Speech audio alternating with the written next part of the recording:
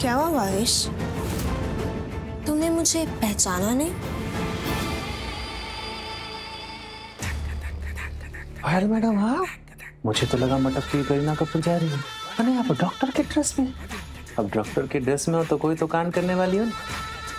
तो बताओ ने क्या करने आई हो? उस प्रार्थना को निपटाने जा रही। निपटाने बोले तो? अब उसका इलाज तो करने आई नहीं होगी, ऑब्वियसली मेरी दुश्मन है, तो मैं उसका परमानेंट इलाज करने आई। उसे रौनक की जिंदगी से निकालने, जिससे कि वो मेरे रास्ते से हमेशा हमेशा के लिए हट जाए। अबे समझा, तो आप उसको निपटाने आई हो? नहीं नहीं नहीं पायल मैडम, ये सब काम ने आप पे शोभा नहीं देता है। खामा खा फंस जाओगी और पूरी जिंदगी जेल में चक्की पीसती रह जाओगी।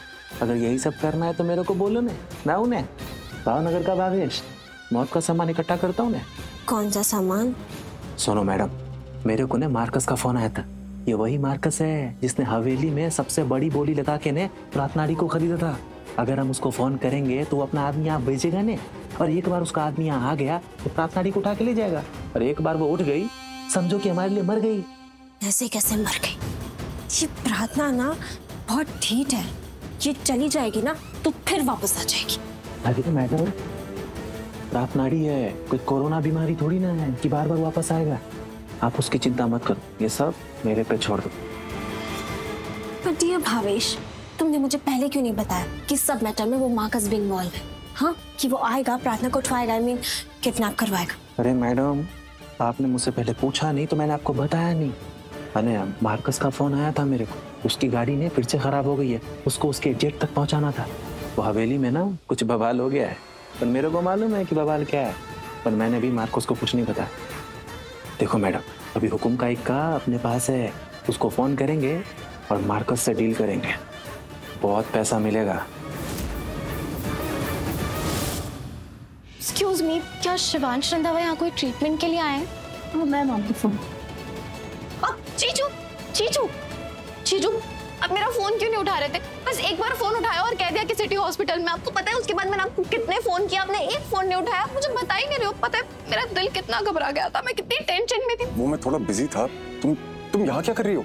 अगर आपने मेरा फोन उठा लिया होता तो मुझे यहाँ आना ही नहीं पड़ता। मुझे बताइए क्या हो रहा है। देखिए जीजू, मुझसे झूठ मत बोलिए, मुझे पता है कुछ तो हुआ है, मेरा दिल इतना घबरा रहा है। मुझे बताइए क्या हुआ है। तुम्हें सही लग रहा है कुछ हुआ है? एंड आई एम सॉरी, मैंने तुम्हारा कॉल काट दिया, लेकिन जब तुम फोन कर रही थी तो मैं डॉक्टर से बात कर रहा था। डॉक्टर से क्या बात कर रहे थे? जीजू बताइए ना, मेरी दी कहाँ है? मेरी दी से क्यों बात नहीं हो रही है? तो पता है मैं अपनी दी से बहुत प्यार करती हूँ। मैं और दी इतने क्लोज है कि अगर मुझे कुछ होता है तो दी को पता चल जाता है, और दी को कुछ होता है तो मुझे पता चल जाता है। हम दोनों एक दूसरे के इतने करीब है कि हम दोनों को एक दूसरे के दर्द का एहसास हो जाता है, और वही एहसास आज मुझे हो रहा है। वो मेरी दी है, मुझे बताइए ना वो कहाँ है, कैसी है? कौन सा रूम नंबर है? 108।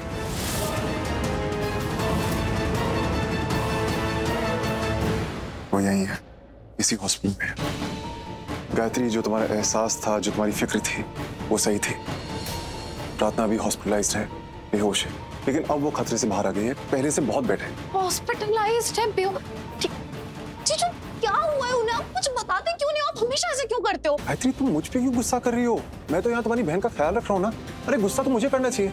तुम्हारी बहन को मेरे सुकून से पता नहीं क्या दुश्मनी, हमेशा मेरे लिए नई प्रॉब्लम्स क्रिएट करती रहती है। मेरी दी दूसरों की प्रॉब्लम्स खुद के सर पे लेती है, वो कभी किसी के लिए प्रॉब्लम बन ही नहीं सकती। तो अगर आप ये कह रहे हो ना कि मेरी दी आपके लिए प्रॉब्लम बनी है, तो वो बिल्कुल गलत है। मैं आपकी बात बिल्कुल नहीं मानती। गायत्री सुनो, आप कह रहे हैं ना मेरी दी का ख्याल रख रहे हैं, तो मैं आपको बता दूं, मेरी दी का बिल्कुल भी ख्याल नहीं रख रहे। क्योंकि अगर आप ख्याल रख रहे होते ना तो आप मेरी दी के पास बैठे होते, अभी ऐसे घूम नहीं रहे होते। ओ हेलो, मैं कोई घूम नहीं रहा हूँ। ये देखो, तुम्हारी बहन की दवाइयाँ लेने आया हूँ। एंड बाय द वे, तुम्हारी दी रूम 108 में है।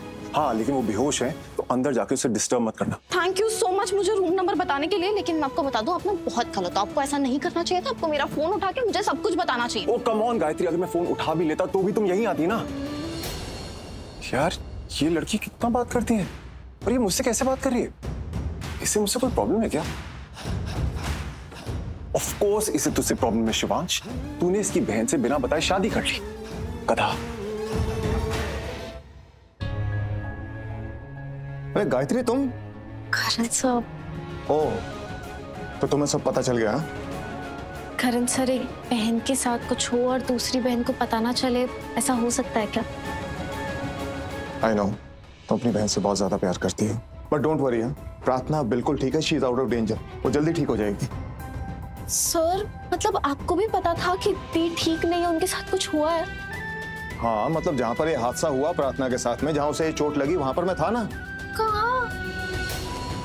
एक मिनट, तुम्हें शिवांश ने कुछ नहीं बताया? नहीं, वो बहुत अकड़ू है, वो मुझे कभी कुछ नहीं बताते। मैंने उनको कितने कॉल्स किए फिर भी उन्होंने मुझे कुछ नहीं बताया। गायत्री, सबसे पहली बात तो ये कि तुम शिवांश को गलत समझना बंद करो। वो अच्छा इंसान है, समझ रही हो? सच कह रहा हूँ, जहाँ पर तुम्हारी बहन फंस गई थी ना, जहाँ से कोई भी लड़की अकेले वापस नहीं आ सकती, अगर आज वो यहाँ पर है तो सिर्फ और सिर्फ शिवांश की वजह से है। मेरी दी ऐसी कौन सी जगह फंस गई थी? कहाँ थी वो? बहुत ही गलत जगह है। अब प्रार्थना वहां पर कैसे पहुंची ये मैं नहीं जानता, लेकिन जिस जगह पे वो पहुंच गई थी ना, वहां पर लड़कियों का सौदा होता है। लड़कियों को खरीदा जाता है, बेचा जाता है, उनकी बोली लगती है, उनकी नीलामी होती है। विदेश से लोग आते हैं लड़कियों को खरीदने और बेचने के लिए। सोच सकती हो इतने सारे लोग थे वहां पे, उनके पास हथियार थे, गन्स थी। सच कह रहा हूं गायत्री, ऐसी जगह से किसी भी लड़की का वापस आना इज इम्पॉसिबल। आप वहाँ कैसे थे? एक्चुअली मैं शिवांश को बार बार फोन कर रहा था, उसे कांटेक्ट करना बहुत जरूरी था, और बाई चांस मैं उस हवेली के सामने से जा रहा था जहां पर शिवांश की गाड़ी खड़ी थी। मैं शिवांश की गाड़ी के अंदर देखा, बाहर देखा, शिवांश वहां पर नहीं था। मुझे लगा कि ऑब्वियसली वो हवेली के अंदर ही गया होगा। मैं जब हवेली के अंदर पहुंचा तो वहां जाकर मैंने देखा कि शिवांश प्रार्थना को बचाने के लिए गुंडों से लड़ रहा है।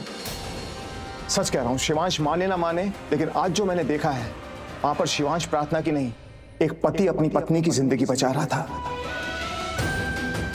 अगर शिवांश के मन में प्रार्थना के लिए जगह नहीं होती, वो उससे प्यार नहीं करता, उसकी फिक्र नहीं करता ना, वो इतने सारे गुंडों से अकेले नहीं लड़ता। रिसेप्शन वाले दिन मैं बहुत नाराज था शिवांश से। मैंने उससे कहा भी था कि तुमने प्रार्थना को धोखा दिया है, उसकी जिंदगी बर्बाद कर दी है। लेकिन आज मैं उसको देखकर कह सकता हूं कि प्रार्थना को शिवांश से अच्छा लड़का जिंदगी में नहीं मिल सकता। शिवांश ने प्रार्थना से शादी करके बहुत अच्छा काम किया है। शिवांश प्रार्थना की बहुत केयर करता है, और मैं यकीन के साथ कह सकता हूं कि वो प्रार्थना के लिए इमोशंस फील करने लगा है, वो इमोशंस जो एक प्रेम कहानी की शुरुआत करते हैं। करण सर, आप ठीक है ना? शिवांश, क्या कहा डॉक्टर ने? प्रार्थना कब तक ठीक होगी? बेटर है, हाँ उसे होश में आने में टाइम लगेगा। Everything is fine.